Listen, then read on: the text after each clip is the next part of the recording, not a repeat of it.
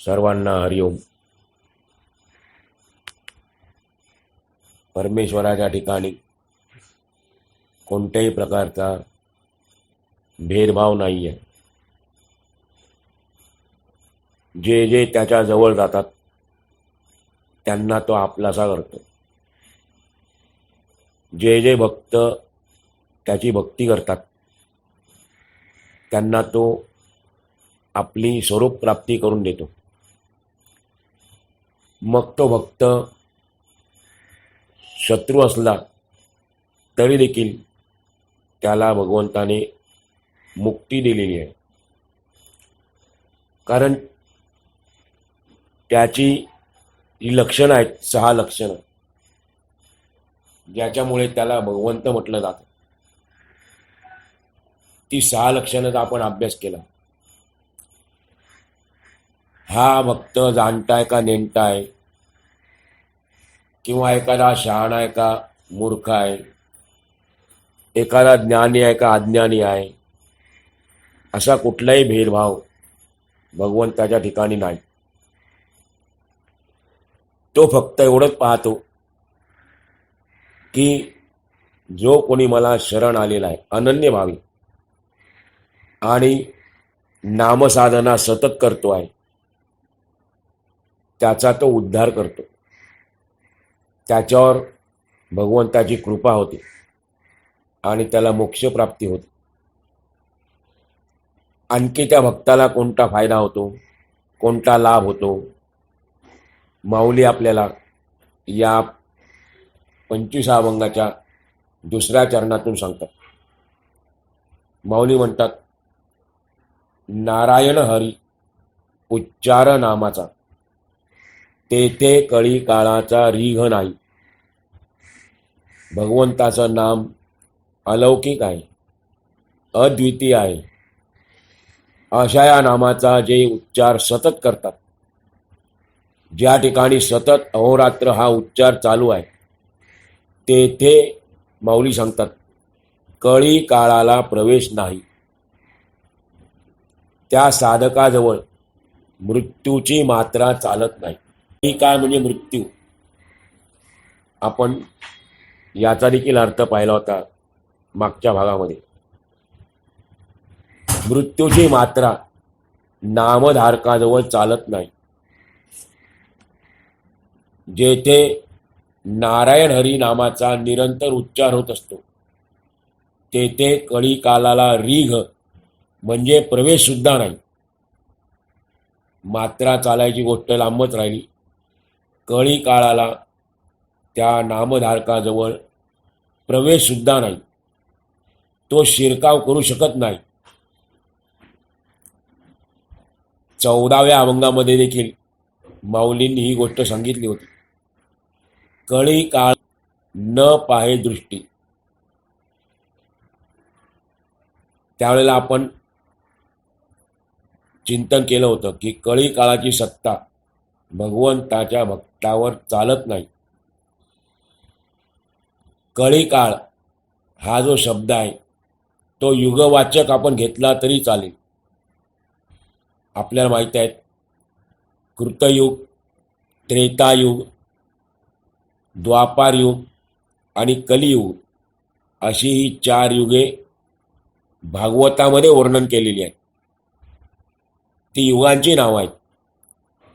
कृतयुग, ज्याला सत्ययुग देखील म्हणतात, दुसरा आहे त्रेतायुग, तिसरा आहे द्वापार युग आणि चौथा आत्ता सुरू असलेलं कलियुग. ज्यावेळी मन, बुद्धी आणि इंद्रिय, ज्या वेळेला मन, बुद्धी आणि इंद्रिय सत्वगुण संपन्न होऊन आपापली कामे करू लागतात, त्यावेळी कृत म्हणजे सत्ययुग आहे असे समजावे. भागवतात प्रत्येक युगाचं अशा इथे आपल्याला थोडक्यात माहिती करून दिलेली आहे. ज्यावेळी मन, बुद्धी आणि इंद्रिय सत्वगुणांनी संपन्न होऊन आपापली कामे करू लागतात, त्यावेळेला कृतयुग म्हणजे सत्ययुग आहे असे समजावे. कारण सत्वगुणामुळेच ज्ञान, तप, योग इत्यादी विषयी आवड वाटते. ज्याच्या मनामध्ये, अंतःकरणामध्ये सत्वगुणाचा उदय होतो, सत्वगुण जागृत होतो, त्याच्याच मनामध्ये ज्ञानाविषयी, तपाविषयी, योगाविषयी, भगवंताविषयी आवड निर्माण होते. जेव्हा प्राणी मात्रांची काम्य कर्म करण्याकडे जास्त प्रवृत्ती असते तेव्हा त्रेतायुग आहे असे समजावे. ज्यावेळेला प्राणी मात्रांची काम्य कर्म करण्याकडे जास्त प्रवृत्ती असते तेव्हा ते त्रेतायुग आहे असं समजावं. काम्य कर्म म्हणजे मनामध्ये काही इच्छा धरून केलेलं कर्म, ज्याला एका शब्दामध्ये सकाम कर्म म्हणतात. ते करण्याकडे ज्यावेळेला मनुष्याची जास्त प्रवृत्ती असते तेव्हा म्हटलेलं आहे की त्रेतायुग आहे असं समजावं. ज्या वेळेला लोभ, असंतोष, अभिमान, दंभ, मत्सर इत्यादी दोषांचा बोलबाला असतो, आणि मनुष्य मोठ्या आवडीने सकाम कर्मे करतो तेव्हा ते कर्म रज आणि तम या दोन्ही गुणांनी विशिष्ट असे द्वापारयुग असते असे समजावे. त्रेतायुगामध्ये देखील माणूस सकाम कर्म करतो आणि द्वापारयुगामध्ये पण करतो, परंतु जे त्रेतायुगातलं सकाम कर्म आहे त्यामध्ये सत्वगुणाचा उदय झालेला असतो. सत्वगुण असतो मनुष्याच्या मनामध्ये, पण तो कमी अंशाने असतो. आणि द्वापारयुगामध्ये सत्वगुणाचा अंश नसतो. ज्यावेळेला मनुष्य सकाम कर्म करत होता द्वापारयुगामध्ये त्यावेळेला ते रज आणि तम या दोन्ही गुणांनी युक्त असं ते कर्म होतं, आणि म्हणून त्या कर्मातून लोभ, असंतोष, अभिमान, दंभ इत्यादी दोष निर्माण व्हायचे. आणि ज्या वेळेला लबाडी, कपट, आळस, निद्रा, हिंसा, विषाद, शोक, मोह, भय इत्यादी दोष बळावलेले असतील तेव्हा ते कलियुग समजावे. त्यावेळेला ते कलियुग समजावे. लबाडी, कपट, आळस, निद्रा म्हणजे झोप, हिंसा, विषाद, शोक, मोह, भय इत्यादी अनेक दोष आहेत. ते जर दोष बळावलेले असतील, वाढलेले असतील तर समजायचं की ते कलियुग आहे. आणि या दोषांचा आपल्याला सध्या पावलोपावली अनुभव येत आहे, कारण आपण कलियुगामध्येच जन्माला आलेलो आहे. आणि हे कलियुग जे आहे ते पूर्णपणे तामस युग आहे. द्वापार युगामध्ये रज आणि तमाचा संयोग होता. सत्ययुगामध्ये आणि त्रेतायुगामध्ये फक्त सत्वगुण होता. परंतु कलियुग म्हणजे तामस युग आहे असं सांगितलेलं आहे. त्यामुळे या कलियुगाचा प्रभाव काय आहे?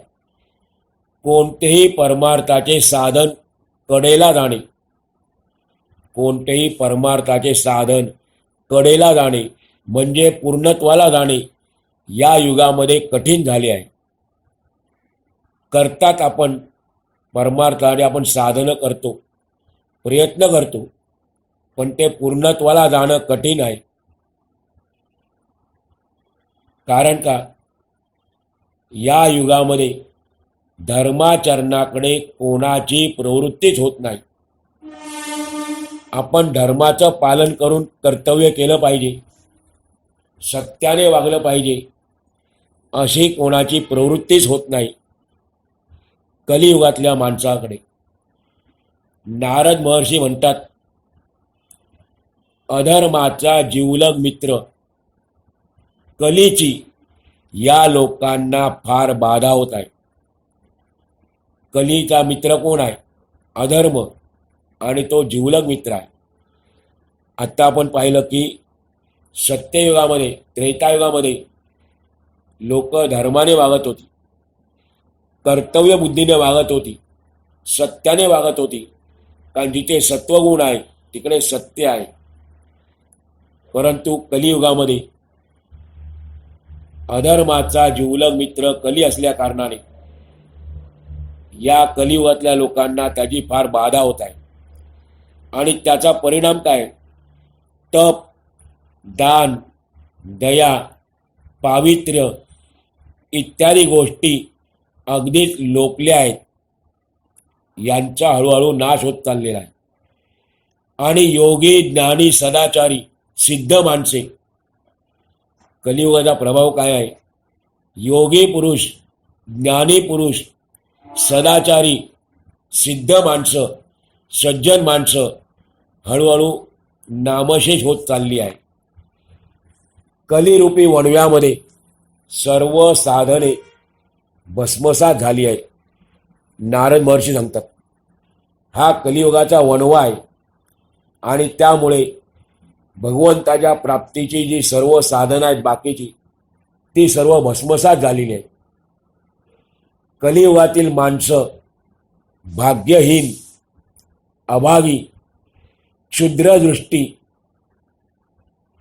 द्रव्यहीन, कामी आणि बहुभक्ष होतील. आजचा शब्द सांगायचा झाला तर खादाड होतील. बहु म्हणजे पुष्कळ आणि भक्ष म्हणजे खाणारे. तर कलियुगातली माणसं अशी खाताड होतील. स्त्रिया स्वैरिणी आणि कुलटा होतील. गावांना चोराचा त्रास होईल. गावातल्या लोकांना चोरांचा त्रास होईल. वेदांना पाखंडी ढोंगी माणसं दोष लावतील. जी ढोंगी माणसं आहेत ते वेदाची आज्ञा मानणार नाहीत. राजे म्हणजे सत्ताधारी जनतेला पिळवटून काढतील. ब्राह्मण पोटभरू होतील. आणि अधर्मज्ञ लोक, ज्यांचा धर्माशी काही संबंध नाही, धर्म जाणतच नाही, असे अधर्म लोक उच्चासनावर बसून धर्म सांगतील. असे कलियुगाचे अनेक दोष सर्व पुराणांमध्ये वर्णिलेले आहेत. आणि आपण बारकाईने विचार केला तर आपल्याला हे दिसून येतं की कलियुगातली ही शक्ती, कलियुगाची शक्ती माणसावर कशा रीतीने प्रभाव पाडते. असे कलियुगाचे महात्म्य आहे. कलियुगामध्ये सर्वत्र अधर्माचे साम्राज्य पसरले आहे. असे जरी असले तरी देखील या कलीची बाधा होणार नाही असे एक स्थान आपल्या साधू संतांनी शोधून काढले. जरी कलीची सर्वत्र बाधा होते आहे, कलीचं साम्राज्य आहे, पण असं एक स्थान शोधून काढलं सर्व साधू संतांनी. आणि ते स्थान म्हणजे माऊली आपल्याला दुसऱ्या चरणातून सांगतात, नारायण हरी उच्चार नामाचा, तेथे कळी काळाचा रीघ नाही. ज्यांनी परीक्षित राजाला भागवत सांगितले ते शुकाचार्य, ते सांगतात, कलीचे वर्णन करताना म्हणतात, कली हा सर्व दोषांची खाण आहे. कलीमध्ये प्रत्येक दोष आहे. पण असं असलं तरी सुद्धा त्याचा एक मोठा गुण आहे. कोणी 100% दोषी नाही आणि कोणी 100% गुणवान नाही. 99% दोष असले तरी 1% गुण असतो. त्यामुळे कलीमध्ये एक मोठा गुण आहे. तो म्हणजे श्रीकृष्णाच्या, भगवंताच्या संकीर्तनानेच जीव संसार बंधनापासून मुक्त होतो आणि परमात्म स्वरूपात प्राप्त होतो. या पृथ्वी तलावर आलेला प्रत्येक जीव बद्ध आहे. बंधनामध्ये आहे. मनुष्य तर जास्तच आहे, कारण त्याने देहापासून प्रत्येक गोष्टीचं बंधन घेतलेलं आहे. त्यामुळे तो बांधला गेलेला आहे. मग त्याची सुटका होणार कशी? तर शुकाचार्य सांगतात, त्याला संसार बंधनापासून मुक्त होण्याकरता, परमात्मा स्वरूपात प्राप्त होण्याकरता एकच उपाय आहे. तो उपाय म्हणजे भगवंताचे संकीर्तन करणे, भगवंताचे नामस्मरण करणे. इतर युगामध्ये शम, दम, ध्यान, जप, तप इत्यादींनी जे साध्य होणे कठीण आहे, ते कलियुगामध्ये केवळ नामसंकीर्तनाने प्राप्त होते. एवढा कलियुगाचा हा एक वेगळा गुण आहे. कलियुगामध्ये भगवंताच्या नामसंकीर्तनाने आपल्याला या इतर गोष्टी साध्य होतात. माऊली सुद्धा एके ठिकाणी म्हणतात, हरी नामोच्चरण जेथे होते तेथे कलीचा प्रवेश नाही. म्हणून कित्येक ठिकाणी कलीची याच कारणामुळे इतर युगांपेक्षा जास्त प्रशंसा केली आहे. इतर जी 3 युग आहेत त्या युगामध्ये आणि या कलियुगामध्ये जो फरक आहे तो लक्षात घेतला तर 3 युगापेक्षा कलियुगाची जास्त प्रशंसा केली आहे. द्वापार युगाच्या शेवटी नारद महर्षींनी ब्रह्मदेवांना प्रश्न केला की मी पृथ्वी पर्यटन करीत असताना कलियुगातून कसा तरुण जाईल. नारदांना कुठेही मनाई नाही, ते त्रैलोक्यामध्ये संचार करतात. ज्यावेळेला द्वापारयुग संपत आलं त्यावेळेला त्यांनी प्रश्न केलेला आहे ब्रह्मदेवांना, मी पृथ्वी प्रदक्षिणा करताना, पृथ्वीचे पर्यटन करताना या कलियुगातून कसा तरुण जाईल. तेव्हा प्रजापती ब्रह्मदेवाने उत्तर दिले. ते उत्तर अत्यंत मार्मिक आहे. ब्रह्मदेव म्हणाले, सर्व श्रुती रहस्यात्मक गोष्ट तुम्हाला सांगतो. तुम्हाला एक रहस्यात्मक अत्यंत गुह्य गोष्ट सांगतो, ती ऐका. आदि पुरुष भगवंताच्या नामाचा सतत उच्चार केल्यानेच कलीतून जीव मुक्त होतो. म्हणून हरे राम राम राम हरे हरे, हरे कृष्ण कृष्ण कृष्ण हरे हरे ही 16 नावे कलीमध्ये असलेला दोष घालवतात. आणि हे भजन सर्वांना माहीत आहे, सर्वांच्या पाठात आहे. ब्रह्मदेव सांगतात, ही 16 नावे जी आहेत ती कलीमध्ये असलेले दोष घालवतात. जेथे भगवंताच्या नामाचा अखंड उच्चार सुरू आहे तेथे कलीला प्रवेश करण्यात बंदी आहे. कारण की हरी हा त्या ठिकाणी शंख, चक्र, गदा, पद्म विष्णूचं आपल्याला रूप माहिती आहे. आणि विष्णू म्हणजेच हरी आहे, विष्णू म्हणजेच नारायण आहे. आता सर्व नावं कुठे घेणार, म्हणून इथे म्हटलेलं आहे नारायण हरी. तर हरी जिथे आहे त्या ठिकाणी शंख, चक्र, गदा, पद्म हा हरी आपल्या हातामध्ये घेऊन नामधारकाचे संरक्षण करण्यास सदैव तत्पर असतो, सदैव तत्पर असतो. त्यामुळे संत तुकाराम महाराज सांगतात एके ठिकाणी,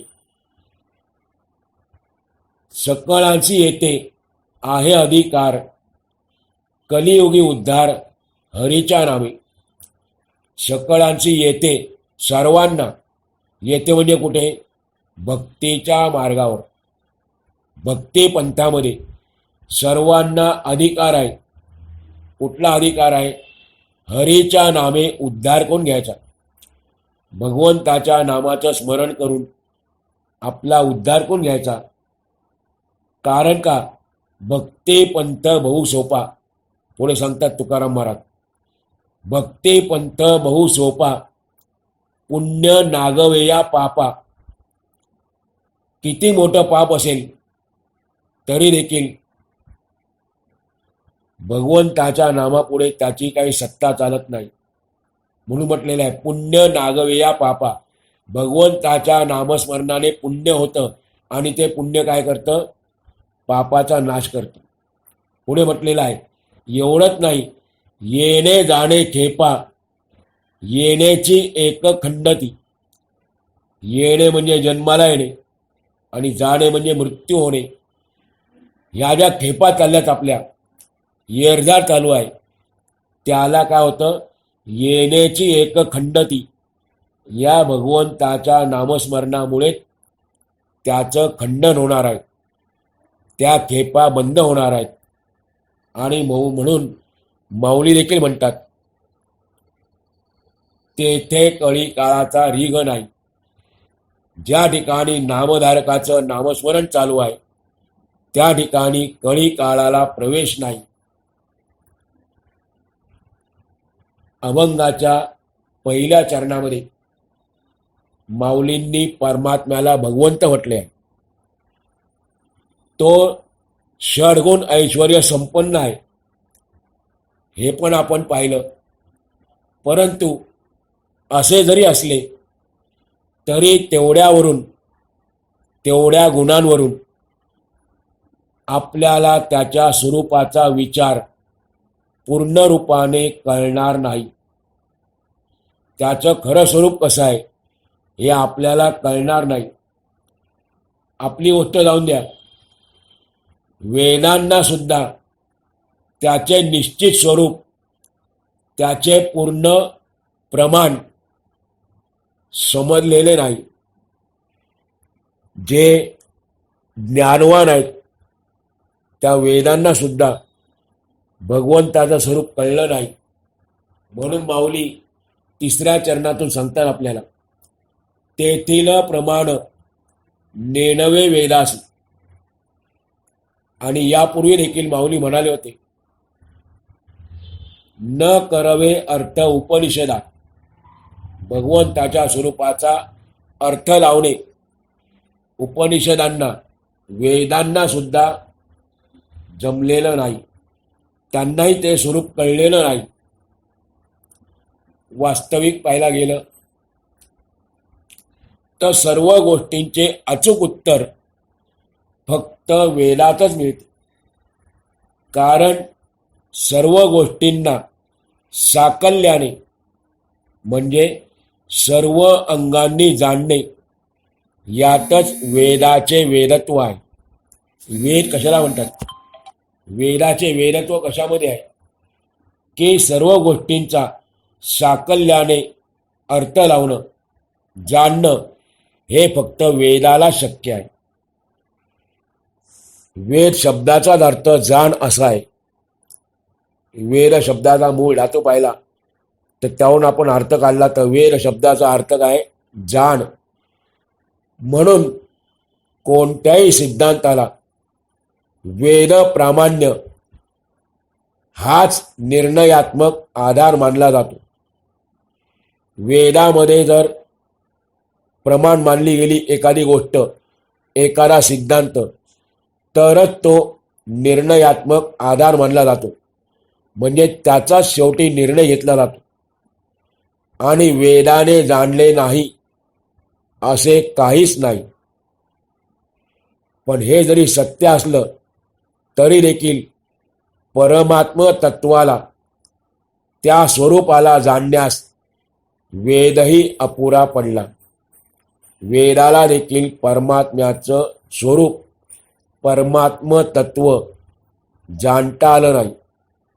संत तुकाराम महाराज म्हणतात, वेद जाणू गेला पुढे मौनावला.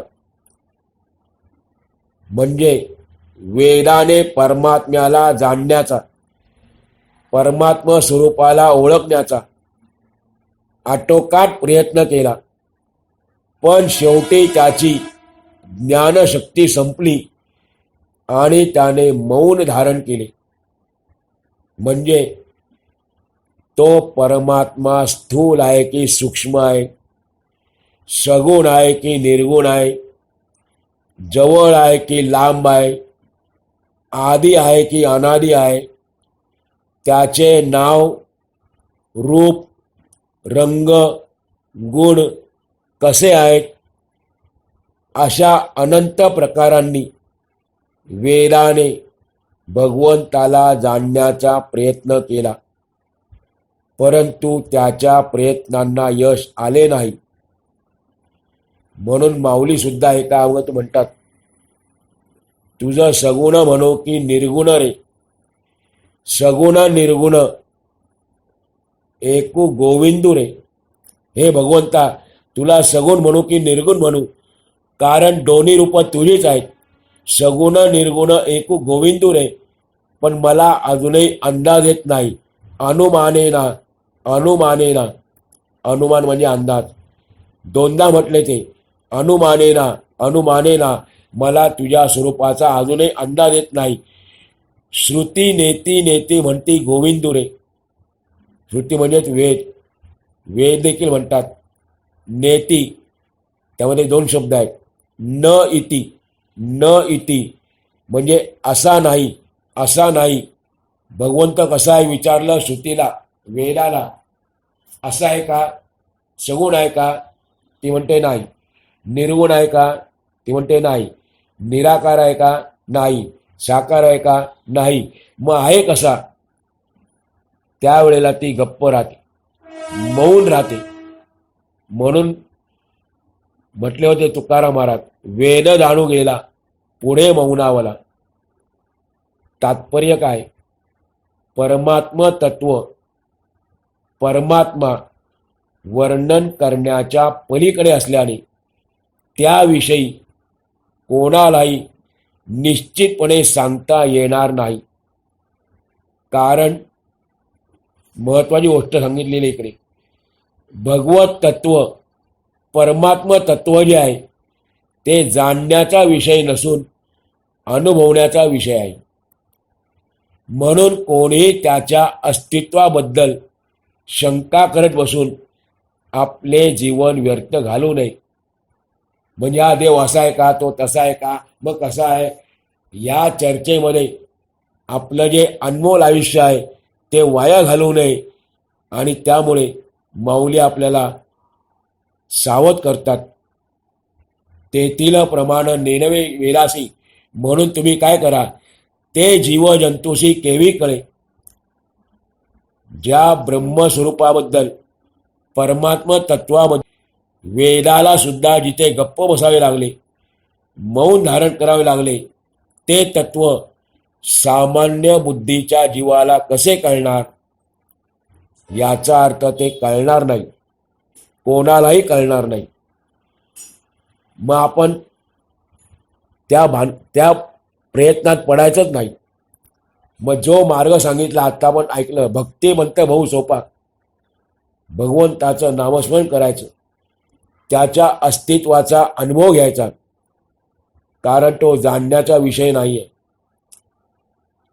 आणि त्याच्या अस्तित्वाचा अनुभव आपल्याला कशाने येणार आहे, कसा येईल, तर त्याच्या नामस्मरणामध्ये आपण तल्लीन झालो, रंगून गेलो, तर आपल्याला त्याच्या अस्तित्वाचा अनुभव येईल.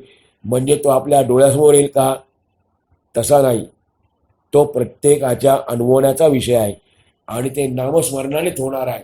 म्हणून अंतिम चरणामध्ये, शेवटच्या चरणामध्ये माऊली काय सांगतात, भगवंताच्या नामानेच मोक्ष मिळतो हा सिद्धांत अटळ आहे. त्यामुळे मला जो लाभ झाला तो सांगतात, ज्ञानदेवा फळ नारायण पाठ सर्वत्र वैकुंठ केले असे. येथे वैकुंठ शब्दाचा अर्थ आहे परमात्मा. वैकुंठचा अर्थ काय, परमात्मा. कारण वैकुंठ हे भगवंताचेच नाव आहे. विष्णू सहस्रनाम ज्यांना माहीत आहे किंवा ज्यांना पाठ आहे त्यामध्ये त्या नावाचा उल्लेख केलेला आहे. वैकुंठ पुरुष प्राण, प्राणद प्रणव पृथू. वैकुंठ हे भगवंताचंच नाम आहे.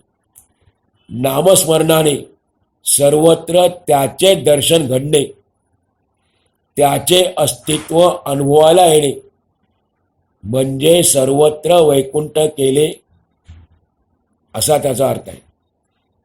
शेवटच्या चरणात म्हटलं ना आता, सर्वत्र वैकुंठ केले असे. मग त्याचा अर्थ काय की नामस्मरणाच्या माध्यमातून सर्वत्र त्याचे दर्शन घडणे, त्याचे अस्तित्व अनुभवायला येणे म्हणजे सर्वत्र वैकुंठ केले असे. पद्मपुराणात ययाती नावाच्या एका हरिभक्त राजाचे चरित्र आले. त्याने भगवंताच्या नामाच्या प्रभावानेच मृत्यूलोकाला वैकुंठ बनवले असे त्यात वर्णन केले आहे. नहुष पुत्र ययाती, त्याच्या वडिलांचं नाव नहुष होतं. हा महावैष्णव होता. केवळ वैष्णव नाही, महावैष्णव होता. भगवंताची उच्च कोटीची भक्ती केली होती आणि त्याने या पृथ्वी तलावर राहणाऱ्या सर्व लोकांना आपल्या भक्तीच्या प्रभावाने वैष्णव बनवले. त्यामुळे काय झालं, त्याच्या राज्यामध्ये सर्व लोक पापकर्मरहित, असत्य न बोलणारे, काम क्रोध विहीन आणि लोभ मोह वर्जित झाले. कोणी त्या ठिकाणी पापकर्म करत नव्हते. ययातीच्या राज्यामध्ये कोणी असत्य बोलत नव्हते. काम आणि क्रोधाची बाधा कोणालाही नव्हती आणि लोभ आणि मोह याच्या पलीकडे गेलेले होते. कशाच्या जोरावर? भगवंताच्या नामाच्या जोरावर. त्या वैष्णव धर्माच्या पालनाने त्यांनी कोणता धर्म पालन केला? वैष्णव धर्म पालन केला. आणि त्यामुळे सर्व माणसे त्याच्या राज्यातील निरामय, निरोगी, भयरहित आणि ज्यांचे तारुण्य अबाधित आहे अशा प्रकारे बनली होती. अशा रीतीने ययाती राजाने मृत्यूलोकात वैकुंठ बनवला होता. संत तुकाराम महाराज देखील या ठिकाणी लिहितात, तुका म्हणे त्यांनी केली वैकुंठ मेदिनी. पृथ्वीचं एक नाव आहे मेदिनी.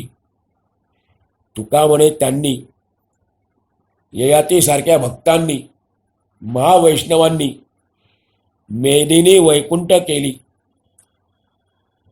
या अभंगाच्या अगोदरही बऱ्याच वेळेला माऊलींनी आपल्याला सांगितलेलं आहे, येणे दश दिशा आत्माराम.